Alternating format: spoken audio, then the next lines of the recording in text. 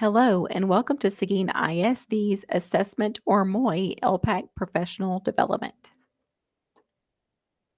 Today, we're going to walk through the process for our MOI LPACs. Just as an overview, the first thing we begin with is administrator training. From the administrator training, the teachers will be trained. Once teachers are trained, they will be assigned the teacher monitoring forms for assessment through elevation. Once those documents have been completed, the campus will hold LPACs before any testing begins, and then all of those documents will be filed in the students' LPAC folders. So first, we're going to start with looking at the TEA's Decision Educator Guide. So within this guide, we're going to look at what LPACs are responsible for, which is following administrative procedures, making decisions on an individual student basis. We're going to work as a committee to make those decisions, and we're going to maintain the required documentation in elevation. As a side note, the 87th Texas Legislature renamed our English learners to emergent bilingual. So sometimes you will see ELs because that's the federal term. Sometimes you will see EB because that is the Texas term. So let's look at participation decisions for the STAAR program. We're going to look at STAAR, STAAR Spanish, and STAAR Alt 2. These are the tests that we need to make decisions for as an LPAC. LPACs make and document test participation decisions in accordance with the STAAR program requirements. So STAAR and STAAR Spanish, what is the same? The assessed curriculum and item types are the same. The blueprints for building the tests are the same. The achievement standard alignment and the focus on readiness for next grade level or course with the goal of post-secondary readiness. The only difference is the language accessibility, as we know that native language helps students understand the language of the test. STAAR Spanish decisions. In addition to being appropriate for students in bilingual programs who are receiving most of their academic instruction in Spanish, STAAR Spanish may sometimes be appropriate for an L in an ESL program. Some of these opportunities might be when we receive a student who has just moved to the US and is not fluent in English yet, or an EL who recently moved from a bilingual program onto a campus with an ESL program, or any ESL student who receives substantial academic support in Spanish. Once again, this is for grades 3, 4, and 5. So L's taking the STAAR Spanish, our LPAC does not have the sole authority to make designated support decisions for content and language supports, extra time, and oral or signed administration. These designated supports decisions must be made by an ARD committee, Section 504 committee, or an RTI team, or an appropriate campus team in conjunction with the LPAC. Participation decisions for the TELPAS program. So we have TELPAS and TELPAS Alt. These are federal requirements that are required of every state in the United States. Ours is called TELPAS. For Ls receiving special education services, the LPAC works in conjunction with the ARD to make decisions. LPACs are responsible for making and documenting participation decisions. For our ARD paperwork, that will be found in Success Ed. That document is called the Supplemental LPAC document. It is stored in Success Ed. However, a copy should be found in the Elevation documents as well. So for L's in grades K through 2, those students who do not have an ARD or a Section 504 committee, the LPAC is not required to meet to determine TELPAS participation. However, if the students do have an ARD or Section 504 committee, we will be meeting with those committees to determine participation with the TELPAS. So for holistically rated assessments, which would be K1, listening, speaking, reading, and writing, or grades 2 through 12, which will be writing as of this year.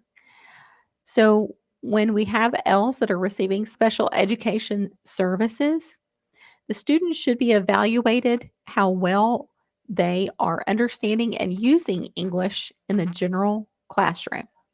With rare exceptions, students should be able to be observed and rated meaningfully in each holistically rated domain. Like all LPAC considerations, we look at the individual child to make that decision. LPAC and ARD committee collaboratively decide that assessment in a particular domain is not appropriate due to a student's disability. For instance, if we have a student who is deaf or hard of hearing, we would not assess the student in the listening portion and perhaps the speaking portion as well. If we have a student who is visually impaired who cannot read Braille, then we would not assess the student in reading. Participation is considered on a domain by domain basis. We must document the reason for not assessing the student in a language domain. This is only applicable for students who are taking TELPAS, not TELPAS Alt. If a student is taking TELPAS Alt, we cannot refrain from giving them a language domain test on TELPAS, but we can indeed change the exit criteria on the TELPAS Alt. So, designated supports decisions for TELPAS and TELPAS Alt. All designated support decisions must be made in conjunction with the ARD committee, Section 504 committee, or the appropriate campus team. For TELPAS Alt, the student should be observed in the classroom with instructional accommodations indicated on their IEP. Understanding accessibility. So, in our accommodation resources page in the DCCR, the policy shows that we have three main categories. The first one is accessibility features. This is available to all students. That is on the English STAAR test or the Spanish STAAR test. Designated supports are given by the appropriate team of people at the campus. We are the LPAC. So we have three designated supports that we can give to our students based on their linguistic needs. Designated supports decision for the STAR program. This is where you can find the information on the designated supports. The LPAC's designated supports decision must be made again on an individual student basis. They must be based on a student's particular need for second language acquisition support. And if the student is routinely provided the support in the classroom during instruction and testing, if we are not giving these designated supports during instruction or during testing, then it is not appropriate to assign that to the student during the STAR test. So, L's and STAR in English. For L's taking STAR in English, we have the sole authority to make designated supports decisions for content and language supports, extra time, and oral or signed administration. Students for whom the LPAC recommends these designated supports for any English reading or EOC assessment may not be reclassified at the end of the school year. So, that being said, if I give a student, an English learner, content and language supports, extra time, or oral admin on science, math, or social studies, the student can still be reclassified. Please remember that if the ARD or the Section 504 or RTI committee is assigning content and language supports, extra time, or oral administration, please do not document that under LPAC. It must be related to the student's linguistic needs, not learning needs. So you will receive a paper that has this information on it. It's the things that we do in the classroom. It's classroom accommodations. It's instruction, daily instruction or testing that we do that helps us understand that these are the things that qualify our student to have content and language supports on the STAR test. Extra time and oral administration. These are examples of when you would assign extra time or oral administration. TEA requirements state that the student routinely and effectively uses this during classroom instruction and classroom testing. STAR dictionary policy. So if your students need a dictionary on the STAR reading test, That does not prevent them from being considered for reclassification. They can be considered for reclassification. All right, our parent denials. So we have some students whose parents have denied services, either dual language, bilingual, or ESL. Those students will not receive any designated supports through the LPAC.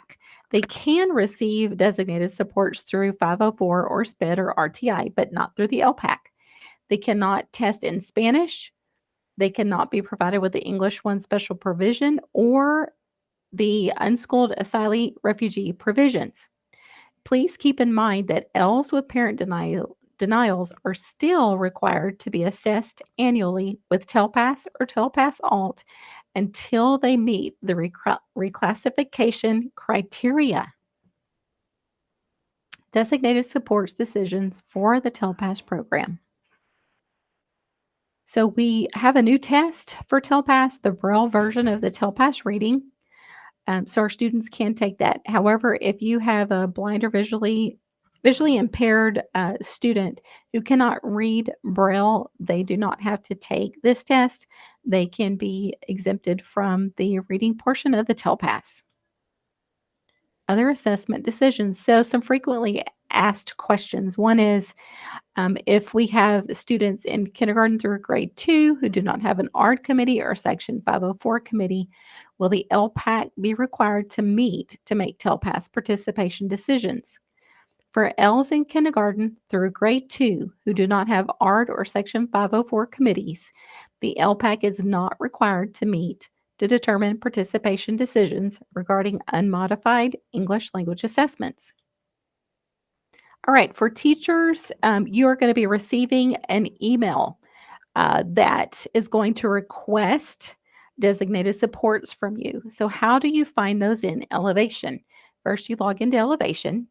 At the top, you're going to have a tab that says Monitoring. You'll click on that tab, and then the forms will be listed for you. Okay, so we're going to watch this video real quickly.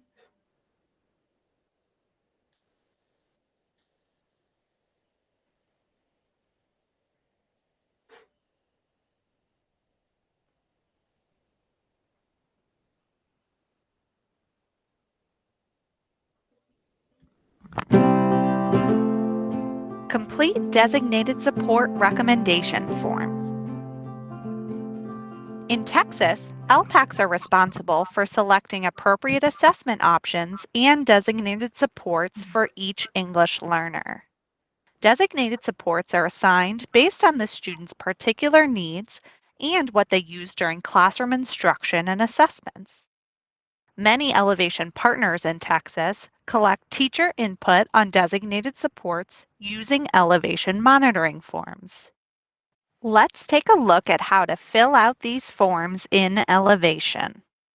The Monitoring tab at the top of your screen has an indicator that shows how many upcoming and past due forms you have assigned for the current school year.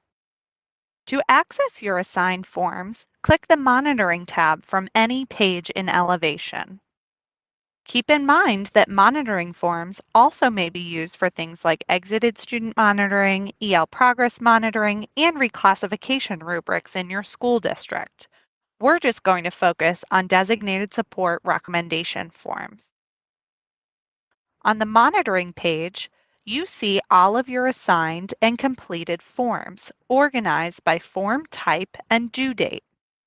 To fill out your assigned forms, choose a form type and due date and click Open Forms. A queue of incomplete forms will open. Within the queue, forms are organized in alphabetical order by grade.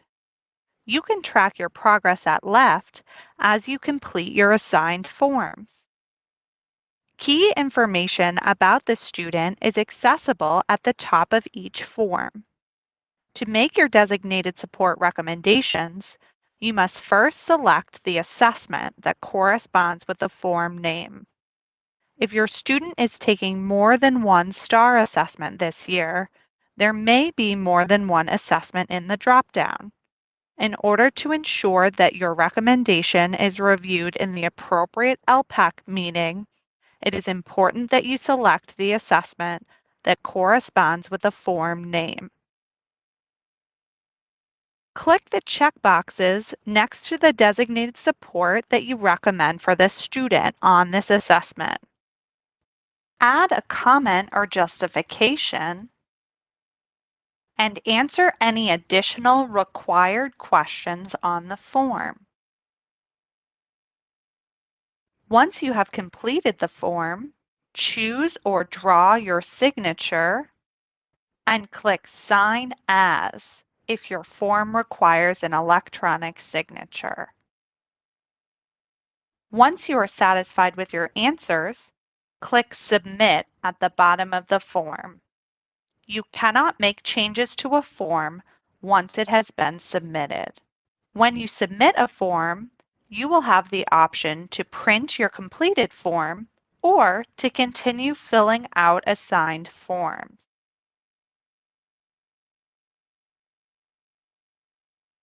Once you have completed your recommendation form, the LPAC will review this recommendation when determining which designated supports are most appropriate for the student, ensuring that your English learners are set up for success for STAAR testing.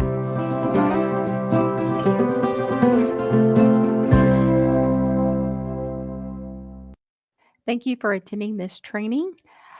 For the assessment LPAC, your certificate of achievement can be found either at the location of this QR code or this bit.ly. Please download it, complete it, and turn it into your LPAC administrator. Have a wonderful day.